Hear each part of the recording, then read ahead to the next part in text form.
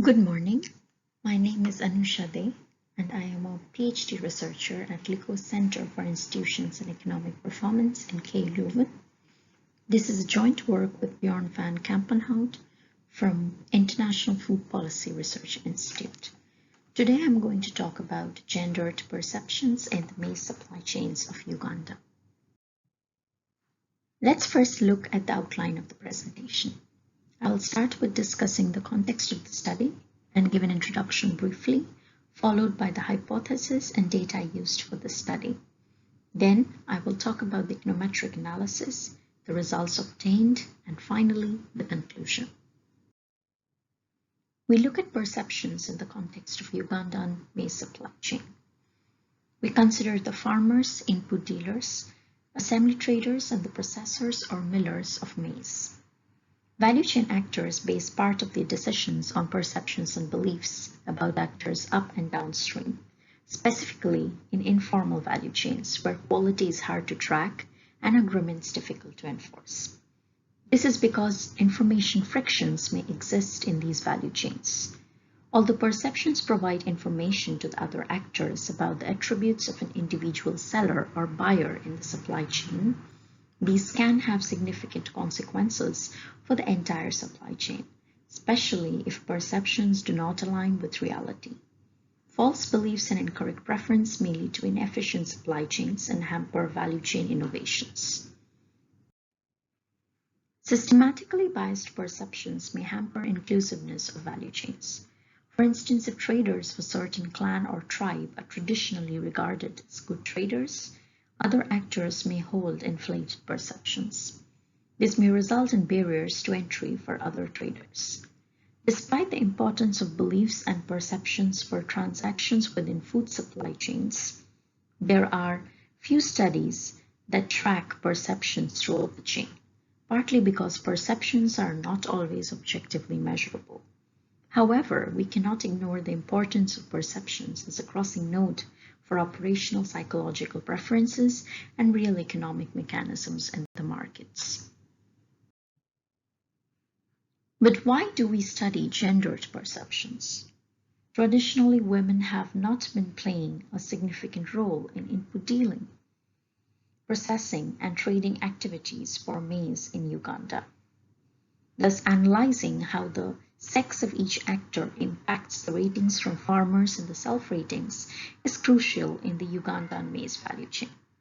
Systemic gender bias in perceptions can demotivate the entry of women in the food supply chains.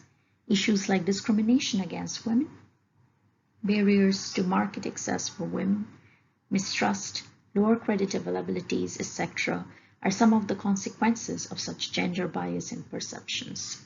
Thus, perceptions obtained from the study can aid in the explanation of why women do not participate as much as the men in these kinds of businesses which fuel the maize value chain and the production of maize in Uganda.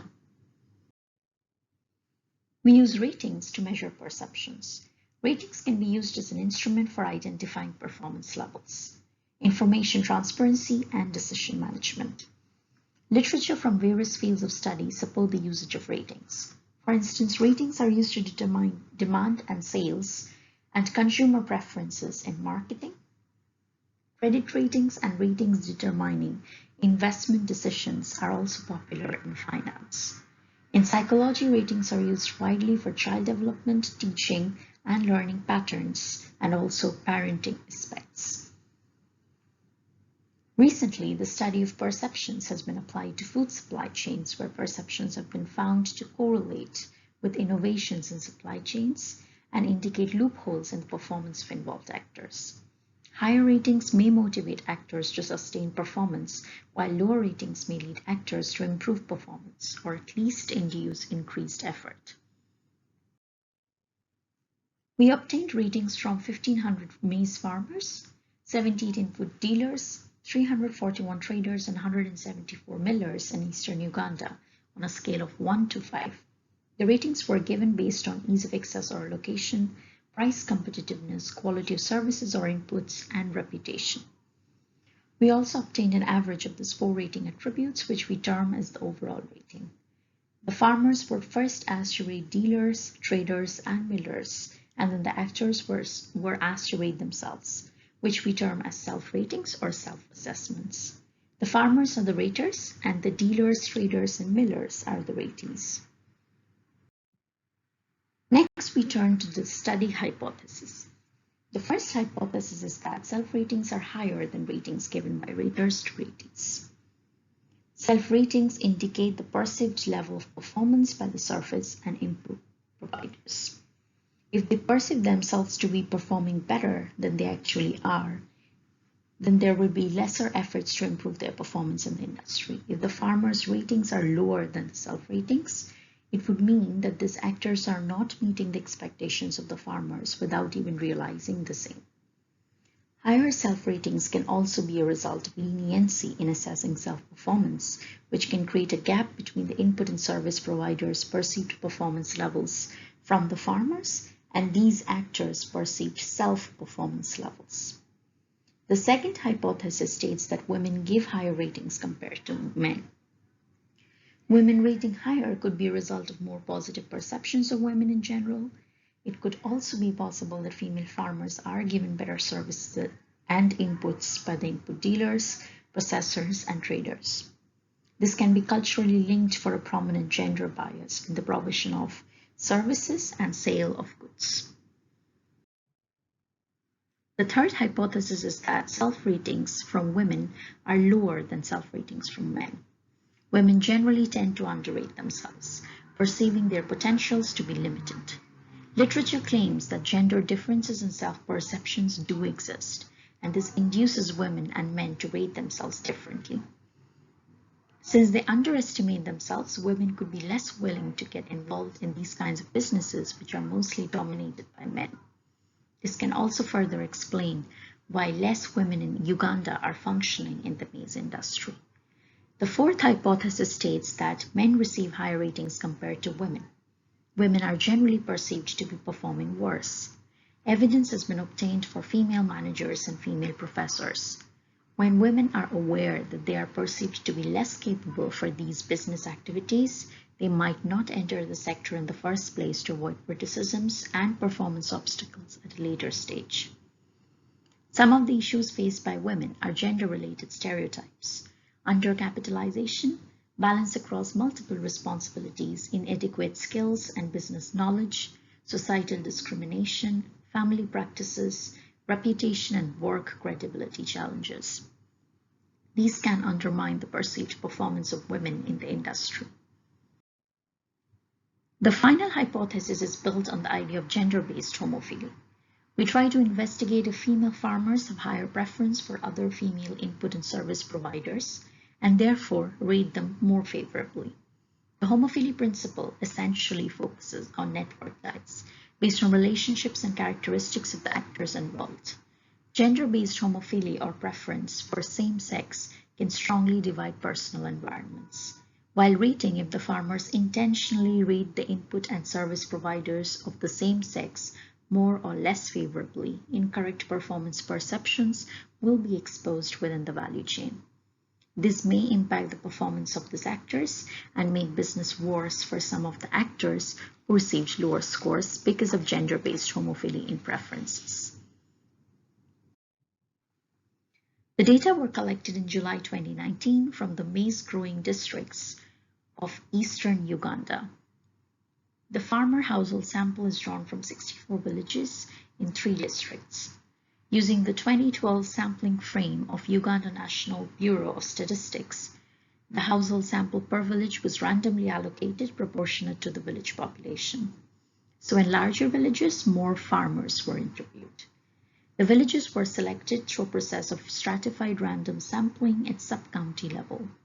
In each of the 3 districts, the sub-counties from which the villages were selected or sampled were purposely selected based on their distance from the main district town in the range of 10 kilometers, 20 kilometers, and 30 kilometers from the main town.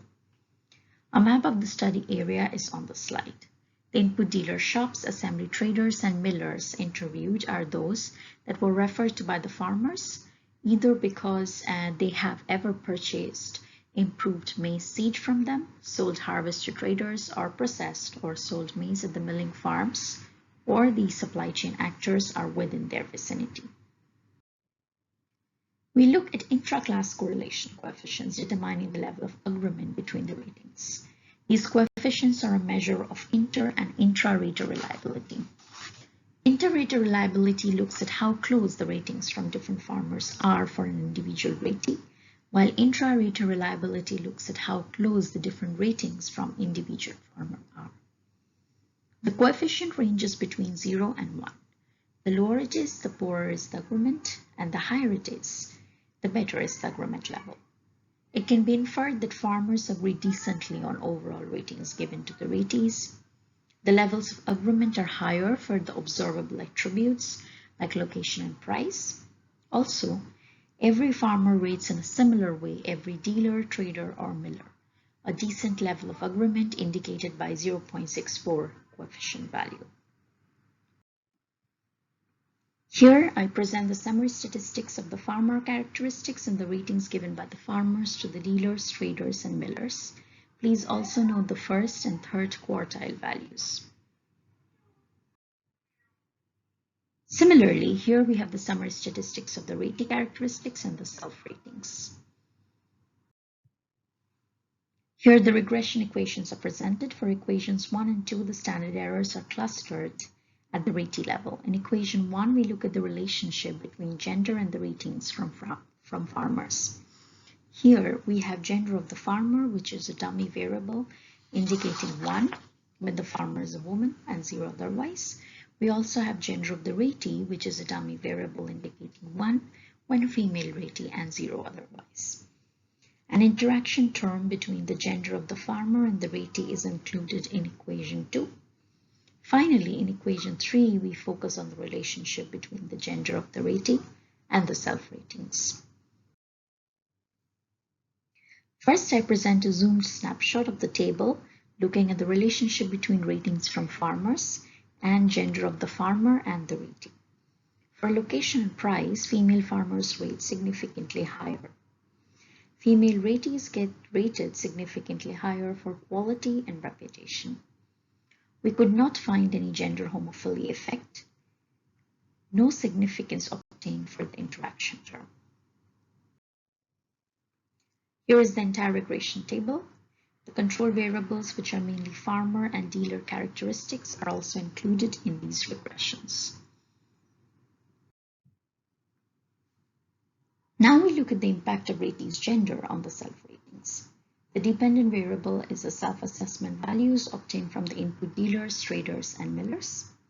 We do not find any gender effect on self-ratings. The control variables included are ratee characteristics. We also look at how gender impacts the differences between the self-ratings and ratings from the farmers. From this close look, it can be inferred that the difference is reduced significantly for the overall average ratings, location, and price-based ratings if the farmer is a woman. Thus, female farmers give significantly less different ratings compared to the self-assessments by the ratees themselves. The impact of the sex of the ratee on the differences is interesting, as the differences in ratings increase significantly for quality and price if the ratee is a woman. On the other hand, the differences reduce in the case of reputation-based ratings. Thus, female ratees' self-perception about their reputation is similar to the perceptions of the farmers. The gender homophily effect is again not evident. Here also, the standard errors are clustered at the ratee level. Farmer and dealer characteristics are included as controls. We tested if gender-based heterogeneity can be observed in perceptions. We can conclude that women have significant positive perceptions across the dimensions of location and price competitiveness. The sex of the individual being rated, that is the ratee, does not matter. Self-ratings are always higher compared to the ratings given by the farmers. While self-assessing, the gender of the individual does not matter. Last but not the least, gender-based homophily is also not observed. Thank you very much for listening.